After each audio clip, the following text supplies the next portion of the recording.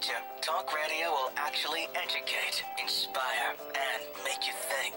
The future is now. Topics and music that affect your life from Universal Broadcasting Network. Tune in at ubnradio.com.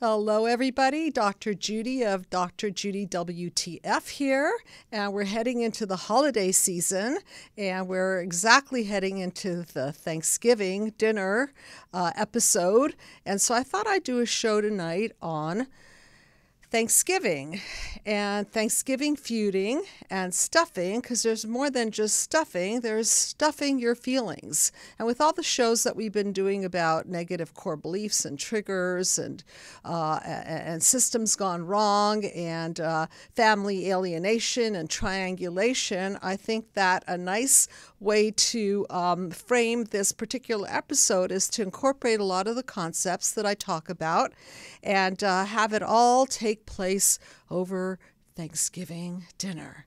So this is a call-in show, everybody, so please do call in. The number is 323-843-2826.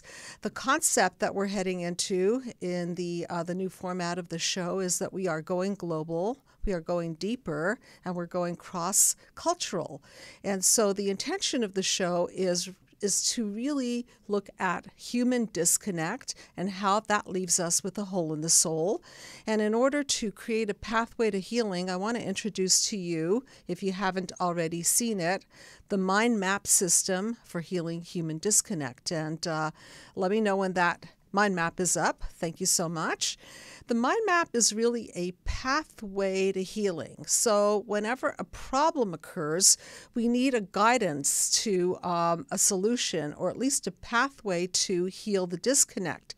So the mind map is a pathway that I created back in 2001 when I was very interested in healing global disconnect, and I took a turn to healing human disconnect, so that eventually through healing human disconnect we can heal global disconnect. And so if you look at the mind map, you can see that the top third of the mind map includes wounds, reactions, and encoding, and that represents your past. Your wounds of childhood, which there are 5 of. There is emotional, physical, and sexual abuse, neglect, and smothering. Those cover the 5 types of abuse. And then there is the reaction to the wound, which is the amygdala, which is the part of the brain that is very reactive, very emotional, doesn't really have a lot of connection with cognition and logic and dialing it down. And then we've got panel 3, which is where we encode a lot of information, and information about how we are viewing ourselves in the world and how the world views us. And all of this information, whether it be pre-verbal at the amygdala level or verbal at the cognitive level, all comes from the blueprint, meaning the way that we were treated in the first few years of life, meaning the way we were blueprinted by our caregivers, usually mom and dad. And what happens is that whenever there is a disconnect, a mother-infant disconnect, a father-infant disconnect, a family disconnect, we're going to feel the pain. And obviously, Thanksgiving dinner is one just big happy, trigger-happy occasion for some to really activate a lot of negative core beliefs that then bring us into panels number 4, 5, 6, chaos, defenses, and breakdowns. And why I call the show Dr. Judy WTF with the Freud is really a tribute to Freud's repetition principle, because Freud talked about how when we don't complete the psychological files from the past, what happens is they get re-triggered. And unfortunately, when they get re-triggered, they don't necessarily get completed and filed away. They get activated and then reactivated, and we start living this crazy repetition principle of panel 456. And in order to morph out of all of this mess, we have to do some therapeutic reprocessing and work, which we do at the Psychological Healing Center. And my team does a lot of the work with me. And we then help people to process the feelings and reset boundaries, reboot the system, so to speak, so that we can then get out of panel 456 and end up in panel 789. So let's talk about Thanksgiving dinner and what it represents. So we all have ideals about what family means. And even though many people who have called in and many of the shows that you've listened to have to do with a lot of flying monkeys and triangulation and low contact and no contact, I think that we as human beings still want very deeply to have a sense of family. And so when we walk into that Thanksgiving dinner, we are taking some risks, because there may be some people at the table that you have some form of human disconnect with. And so this becomes this cauldron of triggers. So maybe you're sitting next to a cousin of yours who has a different political view and voted for a different candidate. Or maybe you're sitting next to your mother who triggers the heck out of you because she talks over you or ignores you or makes you feel less than. Or maybe you're sitting next to your brother who's been a flying monkey, messengering and reverberating your father's message that you're kind of stupid. And so this becomes a really horrible, potentially horrible, breeding ground for narcissistic injury. And again, this is a call-in show, folks, so please do call in, 323-843-2826. And I think we have a call-in. You are on the couch with your emotional ouch with Dr. Judy. Who's this, please? Hi, Dr. Judy. It's Susan, your neighbor from the north, calling again. Hi, how are you? Hey, I'm not too bad, thanks. I'm unable to watch your show live, so I just thought I'd call in if that's okay. Oh, absolutely. Do you know the topic? Are you aware of the topic? Yes, okay. And I initially wasn't going to call because I'm not American, and I know it's your Thanksgiving, but I have flown over the last 2 years to the States to celebrate with the last remaining living relative of my father's. Okay. And she would always come up to celebrate our Canadian Thanksgiving. Right. So it was really hard this year that it didn't take place. Mm-hmm. So I just figured, you know what, I'm going to just follow my instincts and call in. Thank you. I really appreciate it. And being an ex-Canadian from Montreal, Canada, and you're from Toronto? Toronto. Yeah, Toronto. Yes, that's okay. Right. And so I remember, I believe Canadian Thanksgiving falls in October, if I'm not mistaken. Is that correct? Yes, that's correct. Okay. But it's the same theme. It doesn't matter, right? It's this family dinner that people are hoping will be something worthy and worthwhile and filled with happiness and communication and goodwill. And sometimes it goes that way, and sometimes it doesn't go that way. So tell me how your Thanksgivings have been going as of late. Yes, I know. So, your choice of words about stuffed, because you think about stuffing, which is always with Thanksgiving dinner, right. A lot of the times inside of the turkey, but then we feel stuffed from the food, and I forget, what is that? There's something released from a turkey that makes you feel sleepy afterwards, don't you? Yep. The L-tryptophan. L-tryptophan. Right, there you go. So, but the other is that the whole business of stuffing your feelings down, I know very well.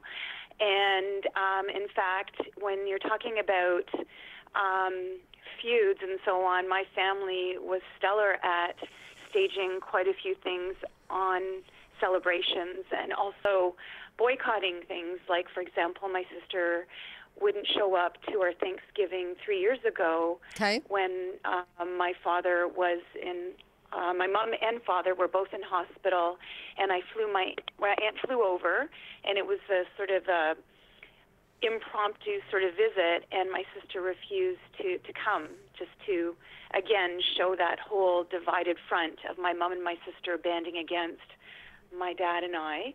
And now my aunt was part of it. And my aunt has kind of been a surrogate mom to me. Okay. I almost feel so orphaned since my father died, even though I know I have a mom and a sister. It's been absolute hell since my father passed. And so what I find is that I'm still being forced to, stuff everything down and not given the forum to ever speak my truth or my feelings with my mother and my sister. And it's just becoming like, if it weren't for your show, I don't know how I'd be getting through this time right now, because I won't be seeing my aunt this American Thanksgiving. You won't be? You won't be? I won't. Okay. No, she's flying to Austria. She has to tend to some family matters, so that makes me sad. And she knows of what's going on now with the feud with my family, and she's, very concerned about me. And the other is that I know in one of your shows you talk about keeping secrets, and I've kept a secret from her since I was a little child. And I think I talked to you about it already, and I just don't know when the appropriate time is to tell her. And that's, again, the whole stuffing theme and the feud that's been going on, how it's all linked, and that our Thanksgivings were rarely about expressing thanks and appreciation and being happy in each other's company. It was always so tense and stressful, you know. So I've often had the best Thanksgivings away from my family. Sad enough to say. And there's that ideal, right? You have this optimistic feeling that maybe things are going to be different, maybe things have changed, but we don't change unless we do the work. Have you noticed that the same themes come up over and over again? So what you're talking about is a lot of family system alignment. So it seems like your mother and your sister are aligned, right? And your father was kind of the balancing system in some sense, and now he's gone, so that throws the whole system off, correct? 100%. And then your aunt and you are aligned, and so being that the mind map is a system, the essence of it is to think in terms of the system. And so when one family member dies, then the whole thing shifts, doesn't it? And so stresses and strains are put on other family members. And so in this case, thank goodness that you have your aunt, because she's sort of like an enlightened witness to you, is she not? Oh, I agree. Yes, right. She has been. Right. And so we need that for our sanity. So when we're sitting in crazy, let's say we're sitting at the Thanksgiving dinner and we're sitting in this crazy, repressed atmosphere. Some of us are obviously fortunate enough to be enjoying family. So this is not across board, but for those of you who are there sitting or planning to sit at the meal and you know that you have to stuff your feelings down, understand that, number one, Thanksgiving is not a great time to bring up sensitive topics, right? Because, first of all, people may be having a little bit too much to drink. And what do we know about alcohol? Oh, yes, right. I mean, it just is a terrible revealer of truths truth serum, I guess. Correct. You can call it. Right. It's the truth serum. So you don't want truths flying that aren't not going to be mitigated by what I call peaceful healing dialogue, which I'm holding in my hands so that I could teach people the peaceful healing dialogue and give them a flying snowball's chance in hell to live through Thanksgiving dinner. And so in your case, so tell me again, so you are not going to be sitting at a Thanksgiving dinner this season? I had contemplated flying to the States, but my aunt suddenly had to fly to Austria, so she usually holds the dinners. But my cousins will be celebrating on their own, and I just, I'm not in a position right now where I can actually just take off on a moment's notice. So you won't be there. I'd love to go to Austria. What's sad is she would always fly via Toronto and stay with us and then go to Austria. So that whole part of our lives, is now also over. It's just a lot of grief for me right now, like grieving a lot of things, especially with a lot of anniversaries that will be coming up. But the other thing I was going to say about my aunt is two Canadian Christmases ago when she was here, my mother, without letting my aunt know, because my mother, just so you know, she's from Germany, Berlin. My father's from Austria, Vienna, went through the war. And so there's always been this very tense, I don't want to call it rivalry, but it's very uncomfortable to be in their presence at times. And so my mom went ahead and invited her sister and her husband to our Thanksgiving dinner and my cousins without letting my aunt know in advance. And just threw it on her on the morning of. And my aunt is a very quiet, calm, private person and loves family and wanted to be with my father. And when my mother's side is there, it's all about everybody else and anything but about Thanksgiving or any celebration. So was she quiet about it? So yes. Well, she just spoke to me, but the two of us kind of like just congregated next to my dad on both sides, and it was just like, the three of us. And the irony is that my mother's sister would go down to see her and stay in her guest house and took advantage. So my aunt no longer welcomed her, and she always would overstay her welcome. So it was very awkward because my aunt hadn't seen her in such a long time. So look, what you're illustrating for those of you listening, can you hear all the triangulation? Can you hear all the alliances? And thank you. I'm illustrating through your family dynamics. What goes on here is that one is uncomfortable, and they bring with them another skin, so to speak, their support system. And then the support system is thrown into the system, and then that support system takes attention from the entire meal.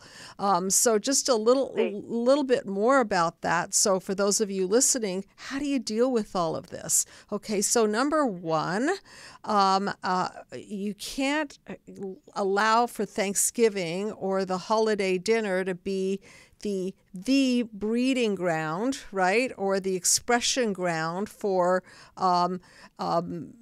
very heavy subjects. You've got to keep it light. Now, if you have issues, then you have to do it at another time. It's just not going to work out because people are drinking, people are eating, people are getting high on their sugar, their alcohol, smoking, whatever it is that they're doing. And so what's not happening is that they're not in their cognition. They're more in their primitive brain, their amygdala, the pleasure principle. And so it makes sense, right, that people would stuff their feelings because some of these feelings are not very nice. So Susan, be aware that the whole dynamics of your family has absolutely shifted as a result of your father, and now that your mother and your sister are more aligned, then you're going to feel a little bit more of that family alienation. So it makes sense that you'd want to hang out with your aunt more. I'm just going to continue along the theme of triangulation. Thank you so much for calling in. And just okay. Well, thank you so much as well for taking my call. Yeah, of course.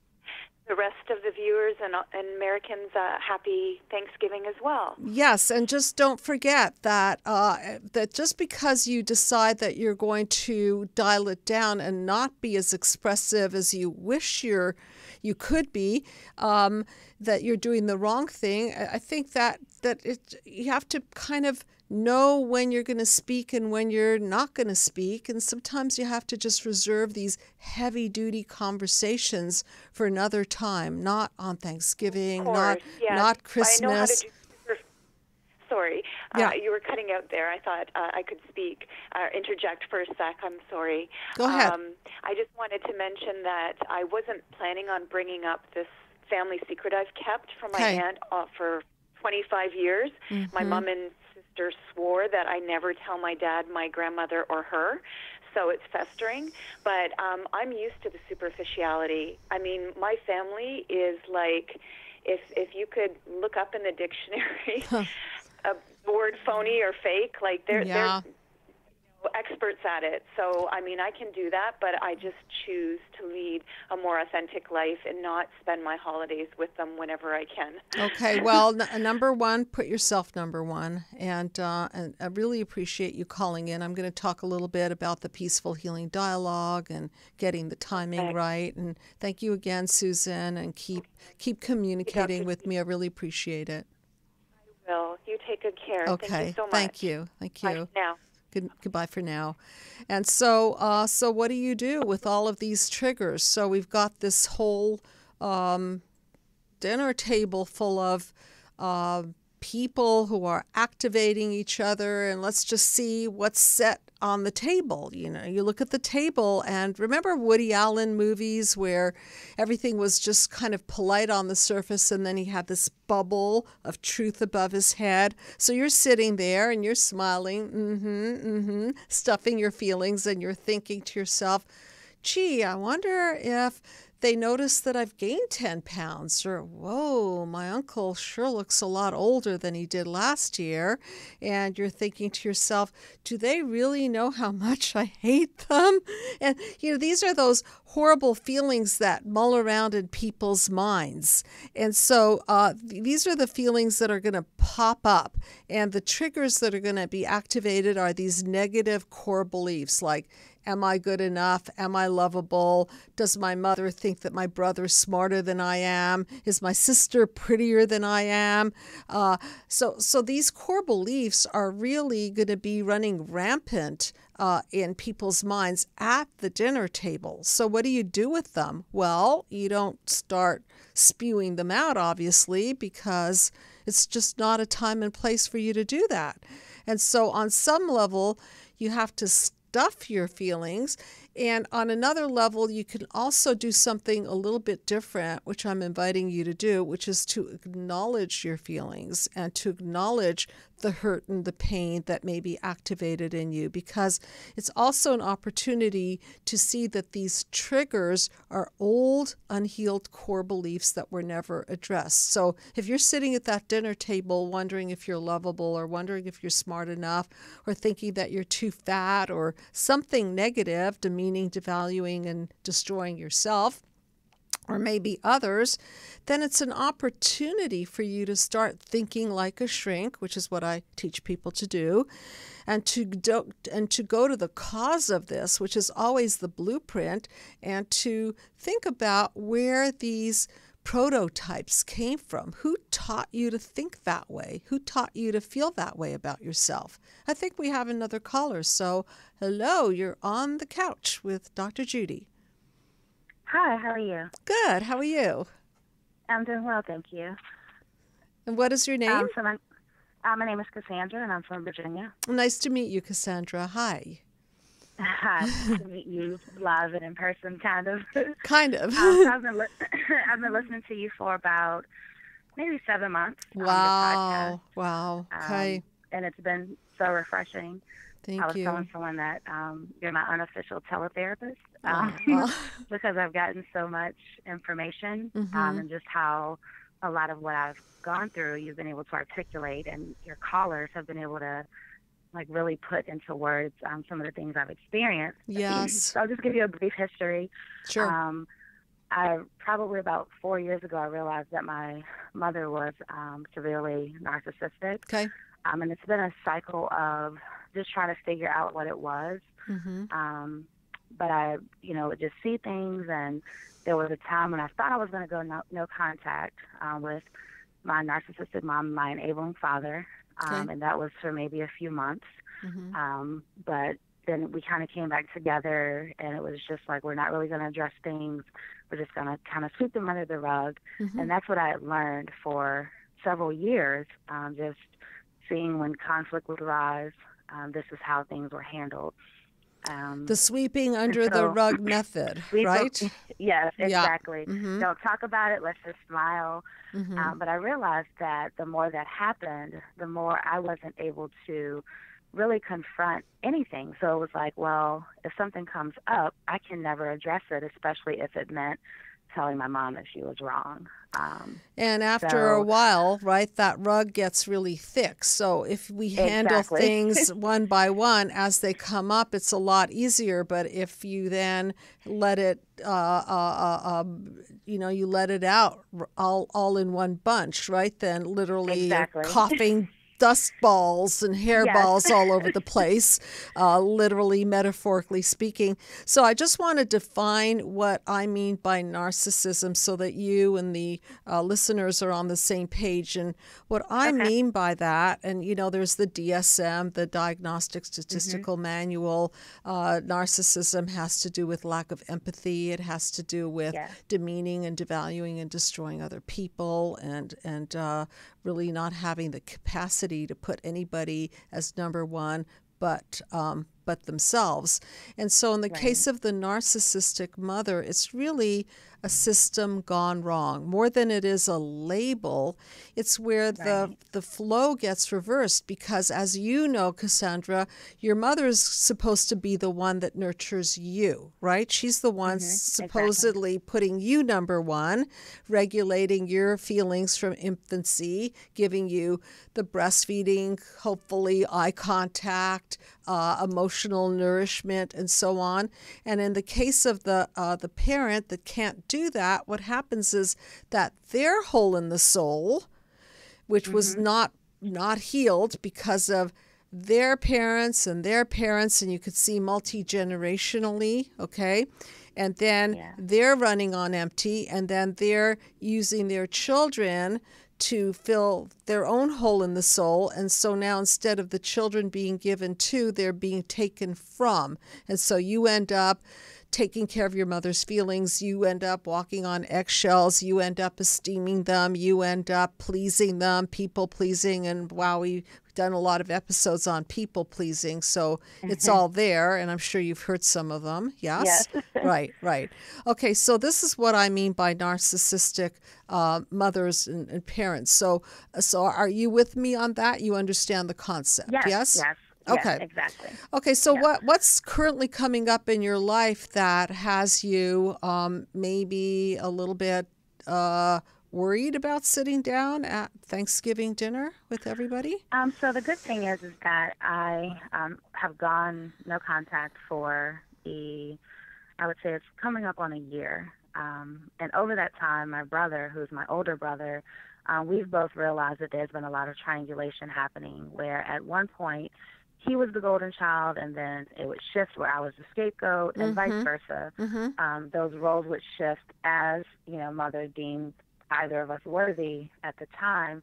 But he lives in another state, and so distance physically has kind of kept us from being able to talk.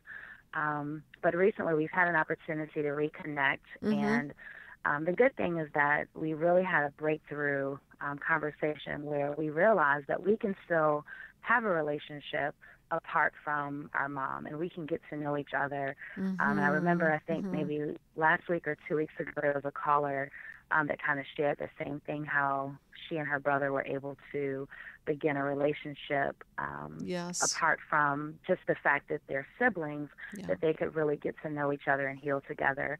But sadly, because of the no contact, I've had to distance myself from other family members just because I don't know where they stand, and I'm really not in a place to want to answer a lot of questions. Sure. So for the holidays, you know, my family and I were just going to kind of hang out ourselves, but we won't be, and we haven't for a while, just to protect my immediate family, my children, my husband. Okay. We just keep a really, you know, safe distance. A lot of people still don't know what's going on, but again, I don't know who knows what or who's been told what. So those are the things that, you know, when the holidays come up, this will be the first holiday where there's been the official no contact, where, you know. No, I just wanted to say that you have every right to put yourself first, especially after you've had years of not being put number one, right? And now that you're getting education, you understand that the reason that there's been this rift between you and your brother is because, as I've said in many episodes, the parents set up the system gone wrong. And as a result, they create a rift between brother, sister, brother, to the point where the alliances are often between the sibling and the parent. And so it's very, very hard for people to break that bond with the parent. So sometimes they'll go against the sibling, right, to maintain the bond, and then the sibling doesn't understand, well, why are they being so disloyal to me? It's because they can't stand the idea of being attacked for being loyal to you, because they might be, right? And so it's a very ugly situation. But in your case, it sounds like you've taken the stance of wanting to be with your husband and yourself. And how many children do you have? 6, almost 7. Wow, congratulations. Thank you. And so isn't it important to put everybody number one? And if you're right, it's crucial. And so unfortunately, if our parents can't add light to our occasions, if they're constantly taking from us, then we have to set our boundaries. And if you would be so kind as to put up panel number 7, because I want to make a point about this. Panel number 7 of the mind map is a metaphor for synergy. It's a metaphor for paradigm shift and interconnection. And panel number 7 can also be a metaphor for vampiring and bleeding out. Okay, so for the people pleasers out there, codependents, if you keep giving, and you're giving to a taker, well, you're going to be nice and depleted. And at the end of the day, right, I had somebody that I was working with today, and her mother taught her that she has to be nice at all costs. And just today she was talking about how tired she is. And I told her that investing your emotions is like, it's an investment, right? If you invest your emotions in another human being, you know, you're smart to invest in a giver and somebody who's going to be giving light back to you. And so I congratulate you, Cassandra, that you've decided that you're only going to invest in the givers, invest in people who are going to create synergy with you. And so this Thanksgiving, I hope everyone can start to think like a shrink. And even if you have to sit next to, you know, your mother or your father or your sibling that you don't feel is giving you a lot of light, at least you can understand that you're not going to over-give to them, you're not going to over-compliment them, that you're not going to over-expect from them. That's very important. Lower your expectations from people who don't have the emotional goodies to give to you, right? Right. Okay, so you're going to have your Thanksgiving dinner in Virginia? Yeah? Yes. What city? So we're right outside of Richmond. Okay, beautiful. Okay. And so hopefully this will be a time where you're going to enjoy the stuffing and not stuffing your feelings, right? And you won't have a lot of bones to pick with people, right? Right. Right? And you can actually ingest and digest and manifest the light and goodness and sharing and celebration of your beautiful 6 children, soon to be 7. Yes. When are you having the baby? The spring. Okay, beautiful. And so how lucky for you. Some people don't have a wonderful past, but somehow they work very hard to be the cause, which is the name of my book. And for those of you who don't have a copy, I think it's a wonderful way for you to connect all the dots that I've been talking about and learn how to think like a shrink. And you can get it through my website, drjudywtf.com and amazon.com. And it's a pretty thorough read. It addresses all the panels and the cause and how we encode our problems and how we have to decode and take out the psychological poison, if you will, and then recode into health. And for those of you that are wanting to take this journey, you know that I have a beautiful team of people who do mind map therapy, and just contact me, leave us your email, and we'll send you info and give you free consultations. And the point of all of this is that just because you were not the cause of the outcome of part 1 of our lives, because our parents were the cause of that, and I don't say fault, right. Multi-generational, right? Mm-hmm. It still means that you can be the cause of a better outcome to part 2 of your life, which is what you're doing. Yes. So any other thoughts or questions in mind? No, I think that's it. I'm just really, glad to hear your show and listen to it and have an opportunity to talk with you, and just hopefully, someone has been encouraged by my story that it is possible. It hasn't been easy, but it definitely is possible with support. Yes. Which I'm grateful for. Yes. Friends that have come alongside me through this journey. And it is possible. So I just wanted to share that with your listeners, that, as difficult as it is, there is hope. Yeah. I really, really appreciate it. Thank you so much for calling in. You're very welcome. And thanks for being a listener, and keep in touch. Yes, thank you. Have a good evening. Okay, thank you. Happy Thanksgiving to you and your family. Same to you. Bye-bye. Thank you. Good night.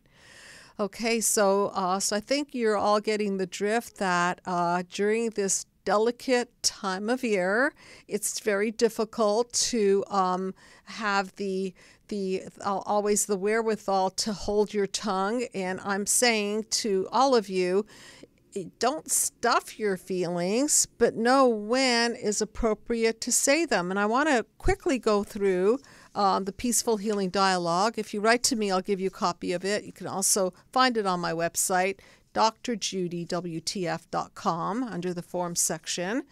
And so the Peaceful Healing Dialogue is a way of keeping the peace in the family. So here are some of the principles of the Peaceful Healing Dialogue.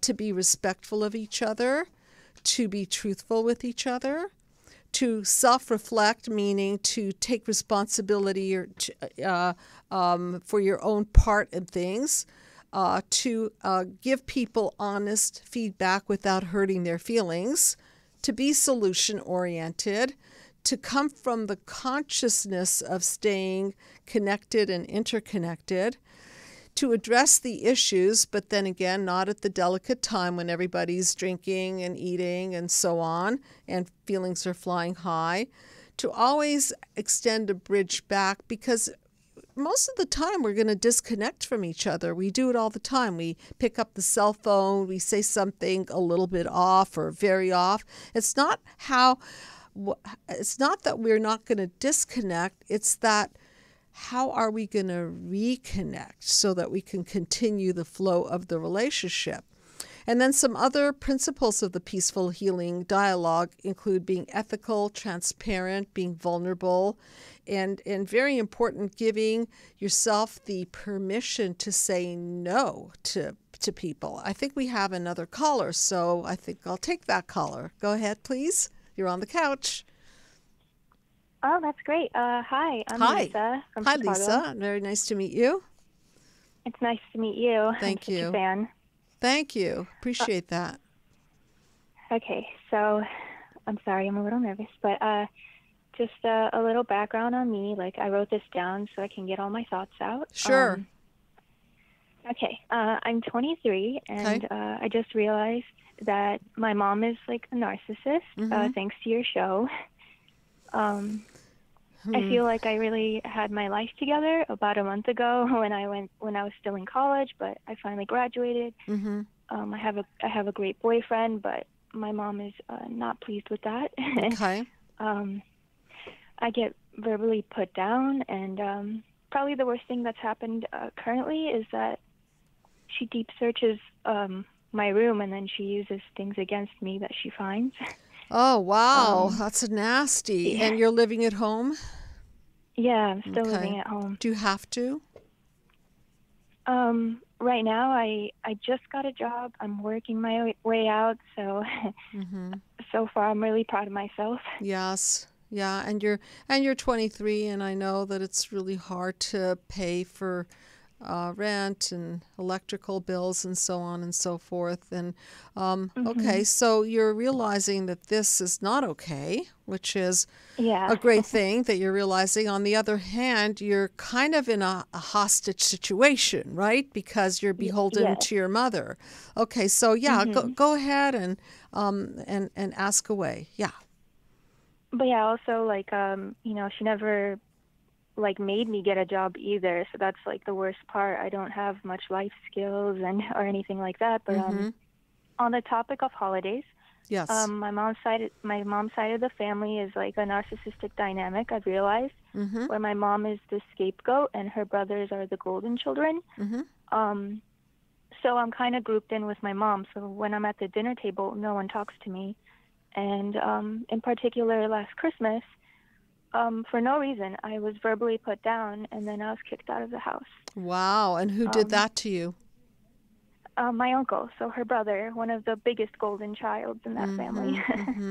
That's very painful. He does no wrong, but Yeah. he's an alcoholic, but he does no wrong, in their eyes. And was he drinking when he was putting you down?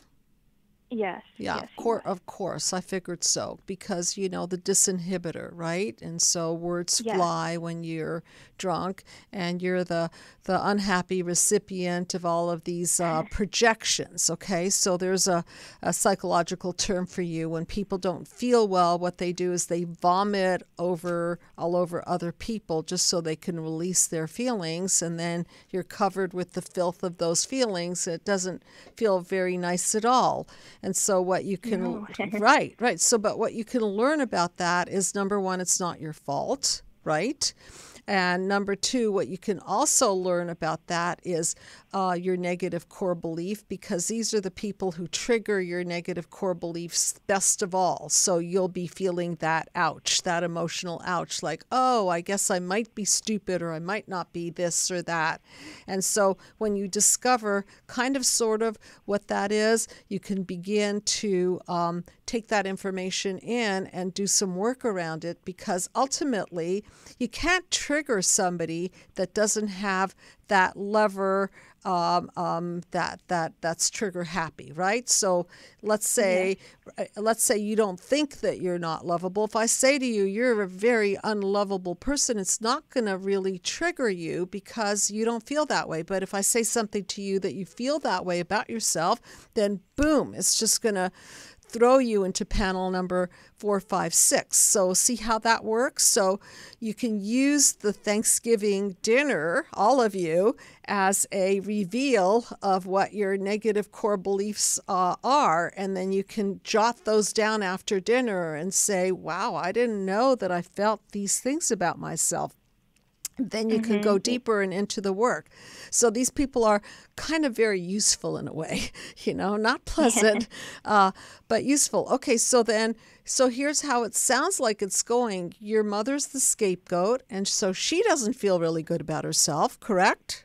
No, she does not. So guess who she trickles it down to? Me. There we go. Okay. What's even funnier is, all I want is an apology, and she mentioned it to them, and everyone knows this happened. I was kicked out publicly in front of the whole family. They pretended like nothing happened. Sure. And there's They're like, that. I don't know what you're talking about. It's completely blanked out.